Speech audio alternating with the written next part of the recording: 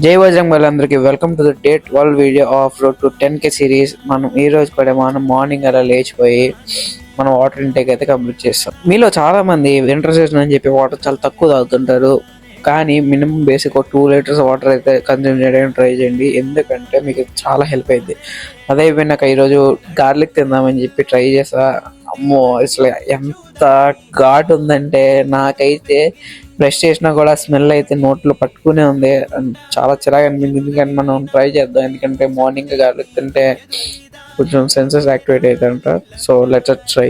Every Sunday మాత్రం నాకైతే తాడేపల్లిలో ఒక ఫేవరెట్ స్పాట్ ఉంది. అక్కడ కిచి అయితే నాకు చాలా ఇష్టం, కానీ ఈరోజు అక్కడ లేదు. వేరే దగ్గర ట్రై చేసిన టేస్ట్ అయితే యావరేజ్గా ఉంది. నాకైతే అంత నచ్చలేదు. అదైపోయినాక యాజ్ యూజువల్గా ఒక సోడా అయితే తాగా, ఎందుకంటే అంత హెవీ తిన్నాక నాకైతే సోడా తాగకపోతే చాలా చికాకు అనిపించింది కడుపులో. అందుకని చెప్పి ఒక సోడా అయితే తాగేసాం.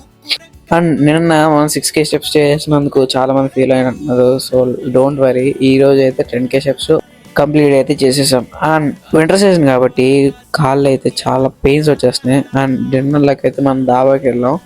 రీల్ అయితే పోస్ట్ చేస్తా చూడండి.